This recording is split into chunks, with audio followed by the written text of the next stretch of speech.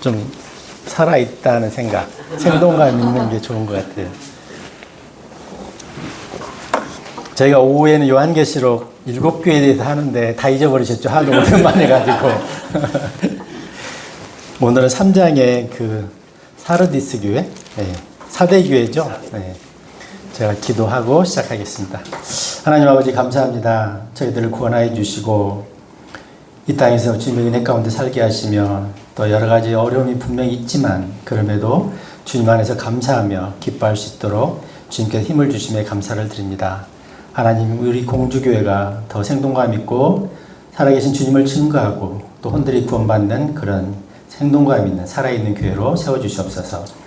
분명히 사르디스 교회는 살아있으나 죽은 교회라고 하셨는데 우리가 이 땅에 이때 이 시대에 분명히 깨어있는 그런 소수의 교회들처럼 저희 교회도 깨어있는 교회로 주님께서 지켜주시고 세워주시옵소서. 예수님 이름으로 기도했습니다. 아멘. 너무 오랜만이라 교회 잊어버리신 것 같아. 저희가 2장에서 4개의 교회에 대해서 좀 한번 정리를 했었어요. 근데 이제 7교회는 그 교회사에서 시대별로 구분한 그 교회를 좀 이렇게 예표로 보여준다고 그렇게 말씀드렸잖아요. 그래서 첫 번째 에베소 교회는 그 AD, 초대교회 30년, 오순절 강림했을 때 교회가 세워졌고 100년까지 이제 그 기간을 아마도 에베소 교회가 상징할 거다 이렇게 말씀하고 있습니다. 그래서 에베소 교회의 특징은 2장 2절에 보면은 내가 너의 행위들과 너의 수고와 너의 인내와 내가 악한 자들을 참을 수 없었던 것을 아노라. 또 자신들이 사도들이라 말하지만 사도가 아닌 자들을 내가 시험하여 그들이 거짓말쟁이들임을 찾아냈도다. 이런 특징을 가진 교회가 에베소 교회입니다. 그러니까 처음 사랑을 그럼에도 불구하고 버렸다. 이렇게 하나님께 지적하고 있습니다. 진리를 고수하였으나 열정이 식어갔던 교회. 그게 에베소 교회였습니다. 그리고 두 번째는 우리가 서머나 교회로 알고 있는 스미르나 교회. 이 교회는 AD 100년부터 313년. 밀라노 칙령이죠. 콘스탄티노플 황제가 그 기독교를 국교로 인정하는, 수용하는 그 시대까지. 그때에 존재했던 교회가 스미르나, 서머나 교회입니다. 유일하게 7개 중에 교회 중에서 책망이 없는 교회였어요. 그래서 서머나 교회는 환난과 빈궁 속에서도 충성한 교회라는 거죠. 그들의 삶은 가난하였으나 부유하다. 이렇게 하나님께서 말씀하고 있습니다. 이게 라오디아 교회인데 우리가 다다음 주에는 아마 그때 배울 텐데 마지막 교회가 라오디아 교회잖아요. 그런데 라오디아 교회는 현재의 교회의 상징이면서 뭐라고 말씀하시는 거니? 너희가 다 가졌으나 부유하나 가난하다고 그러거든요. 눈멀었다고 그러고. 대표적으로 라오디아 교회하고 이 스미르나, 서머나 교회는 약간 하나님께서 평가가 정반대인 그런 교회였습니다. 그 다음에 이제 버가모, 페르가모스 교회인데 313년부터 590년, 이제 그레고리우스 1세가 그 교황권이 절대적 교황권으로 성장하는 그 과정 속에 있었던 교회가 페르가모스, 버가모 교회입니다. 그럼에도 이들은 발람의 교리를 이렇게 받아들였고 니골라파 교리들을 받아들였다는 거죠.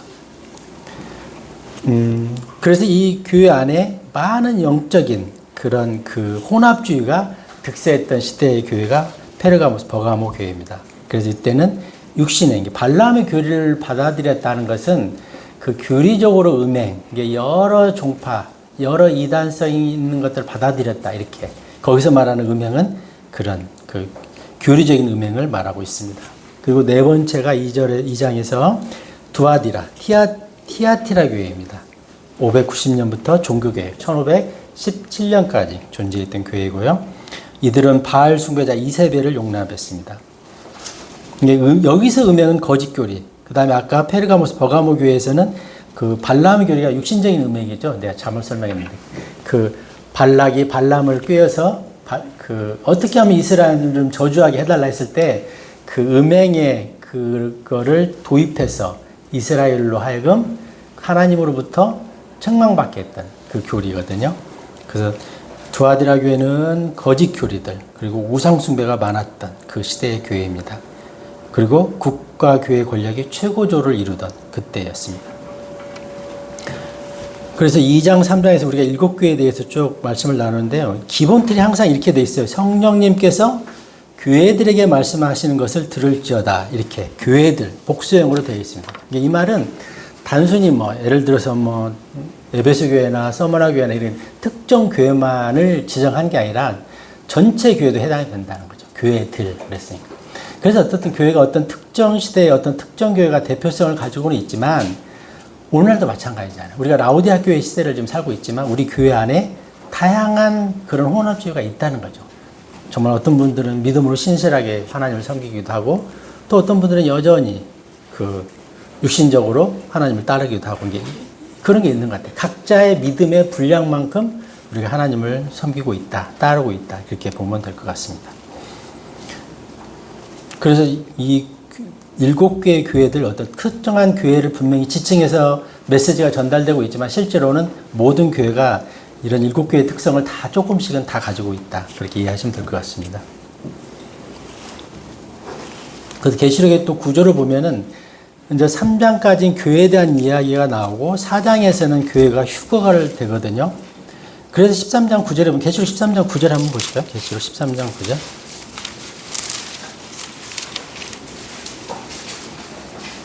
계시록 13장 9절입니다. 여기서는 이렇게 말하고 있더니 누구든지 귀가 있다면 그는 들을지어다. 이게 교회들에게 말씀하시는 이 말에 빠져 있어요. 이게 왜 그런 거니? 13장 이때는 벌써 이 땅이 교회는 휴거되고 천년왕국 때 7년 환란 때잖아요.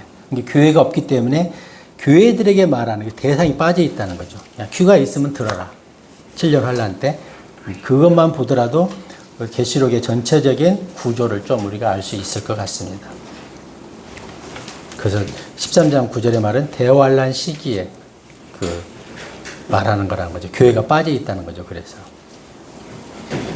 오늘 우리가 함께 나눌 교회는 5번째 교회로 사대교회, 사르디스 교회입니다. 이때는 시기적으로 어떻게 분류하는 거니? 1517년. 그러니까 종교개혁 이후에 1700년까지 1차 대각성운동이 미국에서 일어나는 그 시대까지를 상징하는 게 사르디스 교회라는 거죠. 이 교회의 특징은 보면은 3장 1절에 한번 볼까요? 계시록 3장 1절에 다음으로 사르디스에 있는 교회의 천사에게 기록하라. 하나님의 7 영들과 7 별들을 지닌 이가 이런 것들을 말하노라. 내가 너의 행위들을 아노니 내가 살아있다는 이름은 지니고 있으나 너는 죽었느니라. 이게 이 시대의 교회의 특징은 이름뿐인 교회, 실제로는 죽은 교회라는 것이죠. 굉장히 좀 섬뜩하죠. 이게 종교개혁 이후에 성경으로 돌아가려고 했던 오직 성경, 오직 믿음이라는 이 처음의 출발점을 다 훼손시되어 있다는 거죠. 이 신앙적인 개혁은 하나도 이루어지지 않았다는 거죠. 이 시기에, 이게 종교개혁 이후에. 이게 이런 거죠. 종교개혁이라는 게 사실은 성경으로 돌아가자고 출발했는데, 더 큰 의미로 다가온 게 뭐니? 로마 정부, 카톨릭으로부터 분류되는 것. 거기서부터 독립하는 것. 근데 이거를 표방하다 보니까 결과적으로 어떻게 되는 거니? 또 다른 세상 권력의 힘을 빌려서 로마 정부를 물리친 거예요. 일종의 쉽게 표현하면. 그러니까 주체만 바뀌었지 결국은 그대로 국가 교회 형태를 유지하게 됐다는 거죠. 그래서 이게 왜 그랬을까 이렇게 좀 생각해 보면은 여러 요인이 있을 수 있지만 첫 번째는 이 당시만 하더라도 성경이 소수에게 독점되던 시대였잖아요. 소위 말하면 로마 카톨릭 교회 같은 경우도 주교나 사실 그 시절에 일부는 금서로도 지정되어 있었잖아요. 그리고 이게 이제 로마 종교개혁이 1517년이니까 16세기인데 15세기 말경에 인쇄술이 발달했고 그러다 보니까 성경이 아무래도 일반화되게 보급되지 않았었다는 거죠. 아마 그런 영향이 좀 있지 않았을까. 그리고 아까도 말씀드렸지만 또 하나는 로마 정부를 견제하기 위해서 중세시대의 그런 군주나 그런 사람들의 힘을 빌려서 로마 정부를 물리치는 데 사용했다는 거죠. 그러니까 주체, 권력의 주체만 바뀌었지 그 권력 주체 하에서 권력의 주체 영향 하에는 여전히 있었다는 거죠. 그래서 성경으로 돌아가지를 못했다는 것입니다.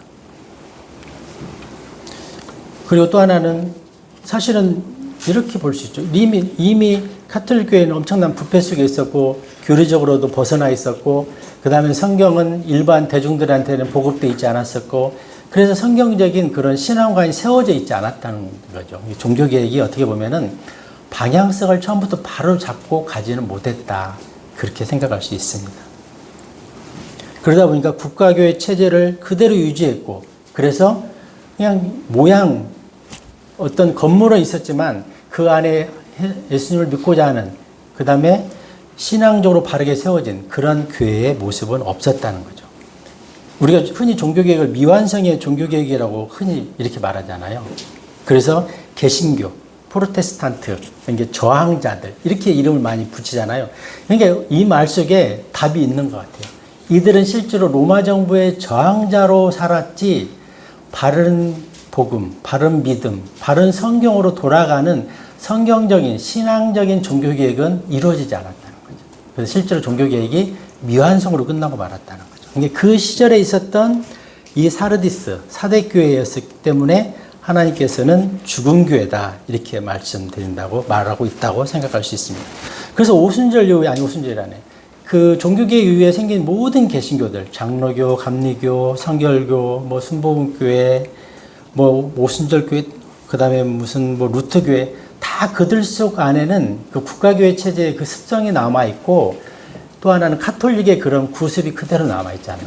오늘 일반 교회에 보면은 거룩하게 이렇게 가운 입고, 이렇게 막 어떤 그런 형식적인 것들이 많이 있잖아요. 그 찬양대도 가운을 입고. 그 다음에 또 하나는 국가교회 체제의 모방 형식 어떻게 되어 있죠? 이게 원래 성경적인 교회의 모습은 지방적 독립교회라고 하잖아요. 이게 지방적 독립교회라고 하면은 인디펜던트 처치. 그러니까 그 교회는 그 교회가 책임지고 운영을 하는 거예요, 사실은. 독립돼 있다는 거죠. 이게 미국의 침례교회는 70% 이상이 다 이런 형태를 유지하고 있거든요. 근데 오늘날 우리는 보면은 국가교회 체제를 일부 가지고 있잖아요. 교단이라는 데서 그 교단 하에 있는 모든 교회를 실제로 지배하고 있잖아요. 인사권도 가지고 있고, 재정권도 가지고 있고, 그들을 다 통제한다는 거죠. 그러니까 말만 바뀌었지, 오늘날 개신교회 안에는 여전히 국가교회 체제의 형식, 카톨릭의 구습이 그대로 여전히 남아있다는 것이죠. 이제 그렇게 방향을 좀 잡고 보면, 아, 그래서 개신교하고 우리하고는 좀 근본적으로 결이 다르구나, 이걸 좀 느낄 수 있다는 것이죠. 그러니까 국가교회라 해서 군주나 제후의 통제를 여전히 받는 그런 시대의 교회였다는 거죠. 그래서 오늘날도 보면 교단이 절대적인 권한을 가지고 있잖아요. 인사권, 재정권, 그 다음에 심지어 이단 판별까지 자기들이 다 하잖아요. 말도 안, 자기들 입맛에 맞으면 정상적인 교회고, 안 맞으면 이단으로 그냥 낙인 찍는 거예요. 이게 정말 성경적이지 않죠, 사실은. 이게 국가교회의 아르로 그대로 유지하고 있는 거예요. 이게 개신교회의 모순을 우리가 근본적으로 그들이 개혁하지 못하는 이유가 거기에 있는 거예요. 그래서 성경이 별로 중요하지 않아요. 성경으로 돌아가지 않았기 때문에. 그래서 우리가 만약에 정말로 내가 성경 신자로서 내가 하나님을 정말 바르게 믿고 싶어서 만약에 하나님께서는 정말 성경을 보존해 주신다고 했잖아요. 그 말씀에 근거해서 시중에 나와 있는 성경들 비교해 보면은 하루면은 어떤 성경이 바른 성경이 저는 알 수 있다고 봐요. 근데 그런 노력을 안 하는 거죠. 그냥 그 구습에 젖어 있는 거죠. 유영정제가 이 킹제임스 성경을 보게 된 이유 중에 하나가, 제가 그 당시에 비교 성경을 한번 이렇게 선물 준 적이 있어요. 그 비교 성경을 가지고 와서 한 달 정도 봤나? 한 달 정도 열심히 보더니 이게 맞다고 돌아오더라고요. 그때 불광동 성서침례교회는 개혁성경 보고 있었거든요. 근데 우리가 마음속에 정말로 하나님을 바르게 믿고 싶다, 그런 기도하는 마음으로 찾으면 하나님이 길을 열어주신다는 거예요. 성경은 너무 분명하잖아요. 다 나와 있잖아요. 그럼에도 불구하고 아무리 대형교회든 일반 교회들이 성경을 못 바꾸는 이유는 그 마음이 없는 거죠. 그 근본 속에. 이게 여전히 그들 마음속에는 그 루터의 종교개혁이 미완성으로 여전히 지금 이어져 가고 있다고 봐야 돼요.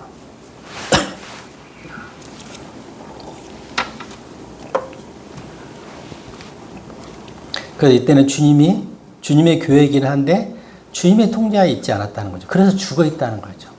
우리도 마찬가지. 우리가 구원 받았지만 내 안에 주님이 계시지만 내가 하나님 옆에 좀 계세요. 제가 일단 좀 한번 살아볼 테니까요. 하면은 우리는 죽은 자로 살 수 있어요. 죽은 성도로. 하나님과 나하고 별개로 살 수 있다는 거죠. 오늘날 교회가 그럴 수 있다는 거죠. 우리가 주님을 나의 구주로 받아들이고 내 삶의 진짜 주인으로 받아들였다면 그분이 나를 대신해서 드러날 수 있도록, 살 수 있도록 내가 자리를 양보해야 된다. 3장 1절을 한번 보시겠습니다. 다음으로 사르디스에 있는 내가 한번 읽었죠. 이거는 죽었다는 거죠. 이들은 이름만 있는 교회고 죽은 교회였다는 거죠. 죽었다는 것은 영적으로 깨어있지 않다는 거잖아요. 에베소서 5장 14절에도 비슷한 표현이 있는데 한번 볼까요? 에베소서 5장 14절. 이런 이유로 그분께서 이같이 말씀하시느니라. 너 잠자는 자여 깨어나라. 그리고 죽은 자들로부터 일어나라. 그리하면 그리스도께서 너에게 빛을 주시리라. 그러니까 우리가 구원받았지만 영적으로 잠잘 수 있다는 거죠. 잠잔다는 것은 깨어있지 않다는 거잖아요. 그래서 일어나라는 거죠. 웨이크업 하라는 거죠. 깨어나라는 거. 영적으로 깨어서 영적인 그리스도인으로 살아라는 거죠.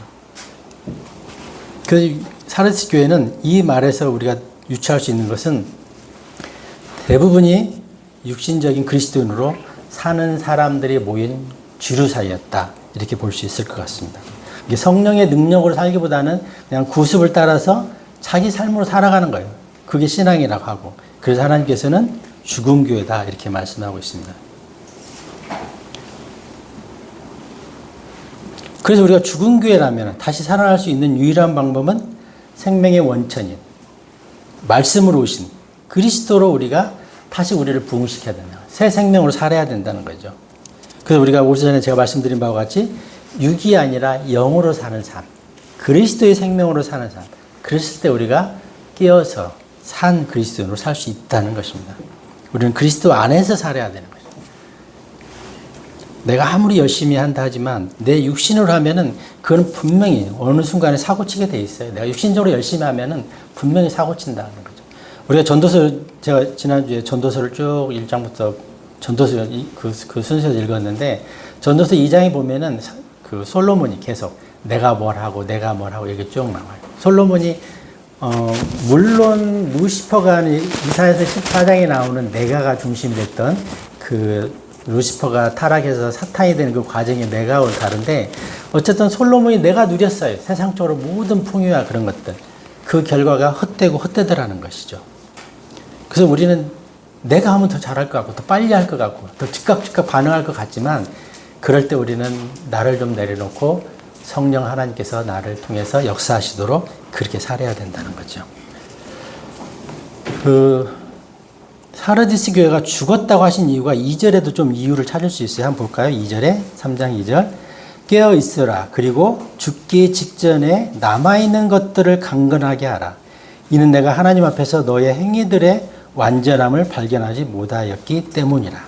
이게 죽음 직전까지 지금 가 있다는 거죠. 이들은 행위는 있었어요. 이들이 전혀 활동하지 않았던 건 아니라는 거죠. 행위가 있었고 활동하고 있었는데 그 행위들이 완전하지 못했다는 거죠. 그 말은 뭐예요? 곧 내가 스스로의 삶으로 살아갔다는 거죠. 그게 문제였다는 거죠. 행위는 있었는데 그리스도 안에서 이루어지는 행위가 없었다는 거죠. 로마 종교개혁이 단지 로마 제국과의 단절로 끝나고 그리스도계로 돌아가지 못하다 보니까 그 영향력 하에 있던 그 시대의 교회들이 아마도 이랬던 것 같아요. 영적인 순수함, 영적인 힘, 영적인 원리 속으로 들어가지 못하고 그냥 여전히 그 과거의 카톨릭적인 그런 색채를 가지고 교회 생활을 했다는 거죠. 그래서 여전히 내가 살아있고 내 중심으로 살고 거짓 교리들에 대해서도 별다른 반응이 없었고 그래서 하나님께서는 죽어 있다고 말하는 거죠. 이게 영적인 생명운동이 없었다는 거죠. 그래서 이들에게 행위가 없는 게 아니라 행위들이 완전하지 못하겠다는 거죠. 우리가 아무리 내 열심으로 해도 그것을 하나님 보실 때 그걸 받아들이지 않으신다는 거죠. 고린도전서 3장에 보면은 우리 그리스도 심판석에서 다 불타 없어질 거라는 거죠. 그리스도 안에서 그리스도가 나를 통해서 이루어진 그 일들만이 결국은 살아남는다는 것입니다. 그래서 우리는 종교개혁, 피상적으로 종교개혁 받아들이면 이게 우리가 실수하는 게 참 사탄이 대단히 전략가라는 걸 느끼는 게 313년에 밀라노 칙령을 통해서 기독교를 국교로 콘스탄티노플 황제가 인정을 하잖아요. 그래서 와 이거 대단한 거다. 이제 정말 기독교가 저항운동을 꾸준히 해오니까 드디어 국가에서 교회로서 인정을 해줬네, 국가교회로. 대단히 좋은 건 줄 알았더니 오히려 혼합주의를 들어오게 해서 타락하게 만들었다는 거죠. 종교개혁도 마찬가지로, 야, 이건 정말 대단하다. 이제 정말, 오직 믿음, 오직 성경으로 돌아가는 출발점이겠구나 했지만, 오히려 그들의 마음속에는 로마 정부를 미워하는 그 마음이 더 셌던 거죠. 성경적이지 않았다는 거죠. 그러다 보니까 또 다른 세속 권력, 군주나 영주들의 힘을 빌려서 로마 정부를 타파했고, 결국은 그 정부들이 또다시 국가교회를 통제하는 그런 악순환의 고리로 빠졌던 것이죠. 그래서 종교개혁이 믿음으로, 성경으로 돌아가는 것들은 구호로만 그친 그런 종교개혁이고 말았다는 것입니다. 근데 여기서 죽기 직전에 남아있는 것들을 강건하게 하라, 이 말은 행위들이 있는데 이게 완전하지 못하다는 거죠. 그리스도 안에서 이루어지지 않았다는 거죠. 이게 그리스도의 몸인 교회에 그 본질이 훼손되어 있었다는 거죠. 여전히 의사결정권, 이런 것들은 여전히 군주나 영주가 가지고 있었다는 거죠.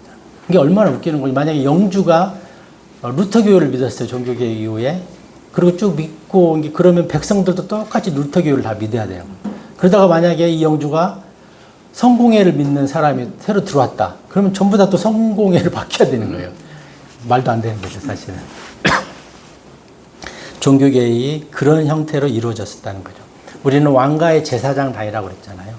우리는 사실은 그리스도의 지체잖아요.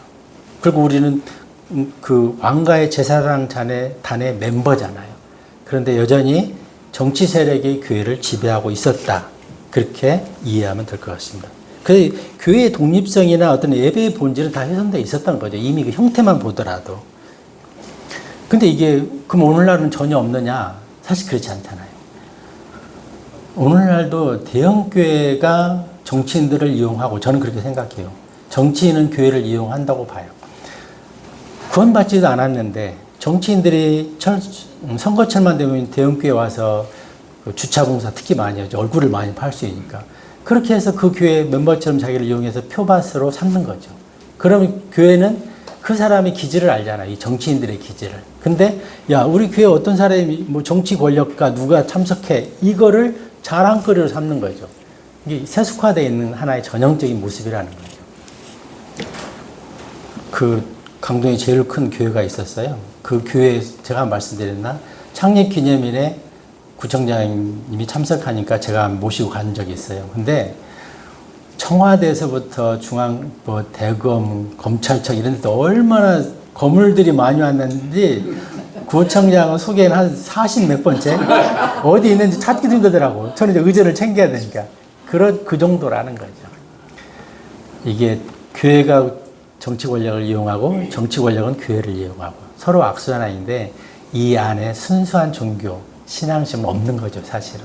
하나님 보실 때 이런 형태는 죽은 교회라는 거죠, 사실은. 오늘날도 여전히 똑같이 있어. 교단이 모든 교회를 지배하듯이 또 정치 권력이 교회를 이용하듯이 여전히 종교개혁 이후에 그 종교개혁은 미완성으로 아마 끝까지 갈 것 같다는 거죠. 3절 보시겠습니다. 그러므로 내가 어떻게 받았고 들었는지를 기억하고 굳게 붙들어 회개하라. 그러므로 만일 내가 깨어있지 않는다면 내가 도둑같이 너에게 오겠노라. 그런즉 너는 내가 너에게 오는 시각에 올지 모를 것이다. 3절은 사실은 우리가 보면은 영적인 적용은 가능할 것 같아요. 근데 도둑같이 온다는 말씀 속에서 우리는 마태복음 24장이나 25장을 연상할 수 있을 것 같아요. 이거는 예수님의 재림과 관련된 사건이잖아요. 그래서 저는 이제 이 말씀이 그럼 왜 여기서 이렇게 들어갔을까 곰곰이 생각해 보니까 결국은 교회가 타락하면은, 교회가 말씀에서 떠나가면은 그 마태복음 11장 25절인가요? 그 그리스도의 장성함은 충만해지면 그 분량이 이게 죄로 가득해지면 예수님이 오신다고 그랬잖아요. 그래서 결국은 이 기준이 교회의 타락에 달려있다고 저는 봐요. 땅의 소금이요 세상에 비친 교회가 타락하면 더 이상 비전이 없는 거죠. 세상에는 원래 하나님 처음부터 어떤 희망을 둔 곳이 아니잖아요. 그래서 만약에 교회가, 만약에 너희가 회개하지 않고 돌아오지 않으면 도둑같이 온다는 거죠. 말세가 그만큼 가까워진다는 거죠. 이 말이 전혀 생뚱맞는 말이 아니라는 거죠, 저는. 그래서 이 말이 3절에서 들어간 거는 그렇게 우리가 해석할 수 있고, 그거는 그 교리적으로는 맞지 않고, 아니 뭐라고 해야 되나 그거를, 영적으로는 적용이 가능하고 교리적으로는 어쨌든 사르디스 교회 그때는 예수님 오시는 때가 아니니까 재림이 그때는 아니잖아요. 우리가 지금 알다시피 영적인 적용은 가능하지만 교리적인 적용은 곤란하다. 네. 그렇지만 우리가 분명히 알아야 되는 것은 교회가 타락하고 교회가 더 이상 자정 능력이 잃게 되면 예수님은 오신다는 거. 그때가 곧 재림의 때라는 거죠. 그런 시각에서 보면 굉장히 가까워요, 지금 사실은. 교회가 너무나 여기서 말하기 힘들 정도로 타락했거든요. 예를 들어서 이런 거예요. 제가 정말 우리나라에서 제일 큰 대형교회가 있어요. 근데 그 목사가 어떤 불륜이 생기고 타락한 그 모습이 있어요. 그게 실제로. 그러면 예를 들면 이럴 수 있잖아요. 부끄러워서라도 그런 것들이 소문이 나면 스스로 빨리 사임을 하고 산속을 들어가든지 속된 말로 자살이라도 해야 하잖아요. 이거를 자기들 그 법률팀을 동원해서 무마하려고 애를 쓰잖아요. 여기서 보면 두 가지가 웃기는 거예요. 전체는 그 타락한 목사가, 부패를 저지른 목사가 이것을 정당화시키려고 노력하는 것이 너무 정말 조금이라도 양심이 있다면은 본인 스스로 사임을 안 하는 이게 문제고, 또 하나는 이거를 교인들이 용납한다는 거죠. 이게 굉장히 화인 맞은 사람들의 모습들이 일반화되어 있다는 거죠. 이런 모습들을 발붙이지 못하게 교인들이 깨어 있어야 되는데 성도들이 그냥 그걸 용인하는 거예요, 그냥.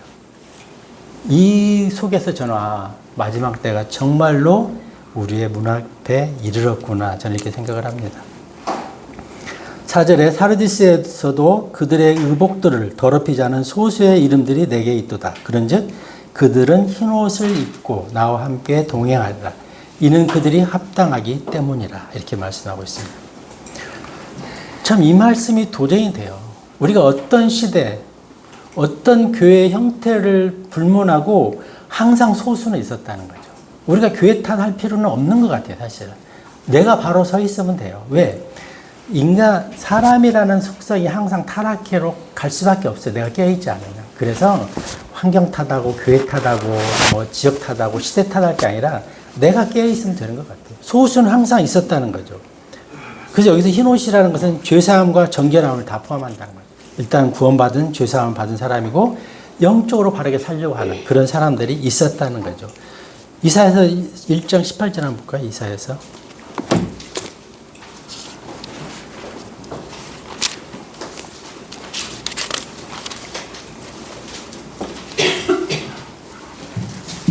이제 오라. 그리고 우리가 함께 변론하자. 주가 말하노라. 너희의 죄들이 주홍 같을지라도 그것들이 눈같이 희게 되리라. 그것들이 진홍같이 붉을지라도 그것들이 양털같이 되리라. 우리가 죄사함 받은 것, 그게 흰옷 입은 거의 상징이고요. 그 다음에 우리의 삶으로서 한번 요한일서 1장 7절 한번 보실까요? 요한일서 1장 7절입니다. 요한일서 1장 7절. 그러나 만일 우리가 그분께서 빛 가운데 계신 것 같이 빛 가운데 살아간다면 우리가 서로 간에 교제가 있는 것이며 그분의 아들이신 예수 그리스도의 피가 우리를 모든 죄에서 정결하게 하시느니라. 이게 우리는 예수님의 피로 흰옷을 깨끗함을 받았고 우리의 삶도 예수님의 피로 계속 깨끗함을 받아가면서 우리의 행위들을 깨끗하게 해야 된다는 거죠. 흰옷은 믿음으로 구원받은 성도고 믿음으로 살고자 하는 영적인 행위, 영적인 수고를 말하고 있습니다. 우리가 계시록 3장 4절의 이 흰옷과 그 다음에 계시록 7장 14절의 흰옷은 구분을 해야 돼요. 7장 14절의 흰옷은 바로 뒤니까 한번 찾아볼까요? 7장 14절. 계시록 7장 14절. 그런즉 내가 그에게 말하기를 선생님 당신께서 아시나이다 하였더라. 그러자 그가 나에게 이같이 말하였더라. 이들은 대환란에서 나온 자들이요 그들의 예복들을 어린 양의 피로 씻어 그것들을 희게 하였도다. 이게 여기서는 자기 행위로 자기 옷을 씻었던 사람들이라는 거죠. 이게 계시록 3장에 나오는 교회 시대, 교회가 휴거되기 전의 흰옷과 교회가 휴거되고 환란 기간의 흰옷은 조금 구분이 있습니다. 교회 시대, 교회가 휴거되기 전에는 그리스도의 피로, 오로지 그리스도의 은혜로 우리가 힘을 입고 깨끗하게 살지만, 교회가 휴거되고 나면 환란 기간에는 자기 힘으로 그것을 증명하면서 살아야 된다는 거죠. 저는 이 사르디스 교회를 보면서 이 소수들, 더럽혀지지 않은 이 소수가 굉장히 도전적이었어요. 그래서 어느 시대를 방문하고 불문하고 이런 사람들이 있었다는 거죠. 저는 공주교회가 어쩌면 이런 교회가 됐으면 좋겠어요. 우리가 말씀에 깨어있고 한 사람이라도 혼돈을 불영하고 그랬으면 좋겠다는 거죠. 아벨이 그런 사람이었고 노아의 8식구가 그랬. 이게 그때 생각해보세요. 모든 전 인류가 다 타락했어요. 근데 노아의 8명만, 그 가족만 믿음을 지켰다는 거예요. 대단한 거잖아요. 우리는 그 정도는 아니잖아요. 그래도 깨어있는 교회들이 제법 있잖아요. 그 다음에 라합의 가족이 그랬잖아요. 다 그들이 할 때 라합은 그의 직업과 걸맞지 않게 깨어 있었다는 거죠. 아마도 라합이 어떻게 정탐꾼을 보호하고 보존해주고 그랬겠어요. 하나님께서 그 전에 뭔가 사인이 있었고 라합은 그것을 믿음으로 받아들였다는 거죠. 그리고 또 한번 여인 하면 생각나는 모함 여인 룻이 있잖아요. 룻도 정말로 그런 고결한 그런 선택을 하는 거잖아요. 포로로 살던 다니엘과 세 친구도 그렇고, 그 다음에 성전에서 기도하던 어르신 시므온, 그 다음에 여예언자 안나 84세. 저는 이 말씀이 항상 도전이 됐어요. 내가 나이 먹으면 더 이상 힘이 없어서 움직이지 못하면 성전에 교회에서 기도라도 하면서 이렇게 헌신할 수 있겠다. 항상 이 말씀을 보면 그 생각이 났어요. 그리고 우리가 잘 아는 엘리야 시대에 바알에게 무릎 꿇지 않은 7,000명이 있었다. 하나님이 지켜주신다는, 우리 마음이 정직하고 하나님 앞에 바로 깨어 있으면 우리를 하나님께서 보호해 주신다는 거예요. 나는 할 수 없지만 하나님께서 우리를 소수의 편에 서 있게 해 주신다는 거죠. 저는 이 말씀이 너무 도전이 됐어요. 그래서 우리는 항상 내 옷을 더럽히지 않은 소수의 층에 들어가려고 애를 써야 돼요. 대세가 어쨌건 교회들이 어쨌고, 제가 오늘 말씀 오전에 실수한 부분도 있지만 대부분 90% 이상이 자기 행위를 강조하고, 그렇다 하더라도 우리는 말씀 안에서 분별하고 그러한가에서 연구하면서 믿음을 지키면 되는 거예요. 그런 삶이 우리 안에 있으면 된다는 거죠. 그래서 핑계나 이유 이런 거 다 내려놓고 우리가 믿음으로 주님과 연합해서 살고자 하면 하나님께서 그 길을 열어주신다는 것입니다. 자, 5절, 6절 보실까요? 이기는 자, 바로 그 자는 흰 의상으로 옷 입게 되리라. 그리고 내가 그의 이름을 생명책에서 지워 없애지 아니하겠으며 오히려 내가 그의 이름을 나의 아버지 앞과 그분의 천사들 앞에서 시인하겠노라. 귀 있는 자, 그는 성령께서 교회들에게 말씀하시는 것을 들을지어다. 이렇게 말씀하고 있습니다. 여기서 보면 생명책에 생명책에서 지워 없애지 아니하겠으며, 이 말을 잘못 들으면 이거 좀 시험 들겠더라고. 저도 이거 많이 생각했는데, 그 많이 지워버릴 수 있다는 건가? 구원을 이룰 수 있다는 건가? 이렇게 생각할 수 있을 것 같아요. 근데 그건 아니고 오히려 반어적으로 더 강조하게 해서 지워지지 않는다. 그리고 여기서 보면은 이 흰 5절에 이기는 자 그 이름을 생명책 지워 없애지 아니하겠으며 오히려 내가 그 이름을 나의 아버지 앞과 그분의 천사들 앞에서 시인하겠노라. 그래서 이거는 구원이 없어진다. 너희가 실수하면 그런 것은 아니라는 것입니다. 오히려 강조하기 위해서 기록해 놓았다는 거죠. 그리고 또 하나, 이기는 자는 우리가 요한일서 늘 5장 4절 아니면 4장 4절 보듯이 이기는 자는 그리스도 안에 있는 자들이에요. 무릇 하나님께로부터 난 자마다 세상을 이기느니라. 우리가 세상을 이길 수 있는 유일한 방법은 하나님께로 난 자들, 우리가 구원받은 자들, 우리가 성령에 힘입어 살면, 성령에 붙잡혀 살면은 세상에 어떤 걸 하든 상관없다는 거죠. 저도 이번 선거를 보면서 한편으로는 저렇게 많은 정치 권력이 있는데 나도 한번 도전하면 안 되나? 뭐라도 하나? 그 괜찮거든요, 사실은. 그냥 가서 책임 없이 막 따지면 돼요. 의원이 된다는 거는 굉장히 좋은 자료입니다. 그런 유혹을 받을 수 있죠. 세상과 우리는 단절되고 불려 나와 있어야 된다는 거죠. 우리는 세상적으로 뭔가 출세하려고 하면은 그게 바로 곧 시험이 들어요. 그래서 세상으로부터 이기려면은 하나님 안에 살아야 된다는 거죠. 그래서 세상을 이기는 승리는 이것이니 우리의 믿음이라는 거죠. 우리가 믿음으로 우리가 보이지 않는 세상을 볼 수 있는 힘을 키워가야 된다. 그랬을 때 우리가 세상을 이길 수 있다고 말씀드릴 수 있습니다. 그래서 여기서 이기는 자는 신분적으로 보면 그리스도로 예수님을 나의 구주로 영접하고 그리스도를 구주로 모셔드린 자, 이런 사람들이라는 거죠. 그리고 여기서 문맥적으로 성경의 3장에서 문맥적으로 보면은 사르디스 교회와 같이 영적으로 죽어있는 배교의 시대지만 살아있는 소수가 있었던 것처럼 영적으로 깨어있는 사람들, 참된 믿음으로 살고자 하는 사람들, 이 사람들이 이기는 자들이라는 거죠. 세상에 굴복하지 않는 자들이라는 거죠. 우리가 성령님이 내 안에 내주하시는 것을 우리가 분명히 알 때 그분을 힘입어서 우리는 살 수 있습니다. 만약 그분 없으면 우리는 세상을 너무 부러워하다가 좌절할 수 있어요. 그분으로 살 때만 세상에서 좌절하지 않고 부러워하지 않고 꿋꿋하게 내 삶을 살아갈 수 있다는 거예요. 세상에 좋은 거 너무 많잖아요. 인간적으로 보면. 근데 다 잠깐이라는 거죠. 한순간이라는 거죠. 그래서 나한테 만약에 믿음이 없다면, 성령 안에 살지 않다면, 저거 괜찮은 것 같아. 이런 생각 금방 할 수 있어요. 그리고 신학적 관점에서 귀 있는 자라는 것은 성령님의 내주하심을 통해서 하나님의 말씀을 이렇게 들으려고 하는 것, 귀를 열고 하나님과 교제하려고 하는 사람들, 이런 분야. 귀 없는 사람은 없잖아요, 우리가. 귀가 있어도 듣지 못할 수 있어요. 내 마음이 열려있지 않으면. 사실 이 성경이 우리한테 주어진 지가 너무 1517년, 아니 1611년, 성경만 보더라도, 성경 완성된 건 AD 100년이 되니까 너무나 오래됐는데, 여전히 많은 영역이 신비로 남아있잖아요. 가려져 있다는 거잖아요. 귀는 있지만 듣지 않아요. 내 생각으로, 내 경험으로 말씀을 제안하기 때문에 하나님 보여주셔도 그게 안 들어오는 거예요. 우리가 어떤 설교를 이렇게 듣다 보면은 첫 번째는 전혀 생각지 못하고 흘렀는데 두 번째 듣다 보면 저런 말씀도 있었네, 그럴 때가 있거든요. 성경도 마찬가지예요. 어제 읽었을 때는 전혀 내 눈에 들어오지 않았는데 오늘 같은 구절을 보는데 너무 또 새롭게 들어올 때가 있어요. 그래서 우리 마음이 열려 있고 귀가 열려 있으면 하나님이 그만큼 보여주신다는 것입니다. 그래서 귀가 있는데 듣지 못하는 이유는 딱 하나예요. 듣고자 하지 않기 때문이라는 거죠. 믿음의 그 말씀들이 아무리 선포돼도 듣지 않는 건 딱 하나예요. 내 마음이 닫혀있기 때문에 그런 거예요.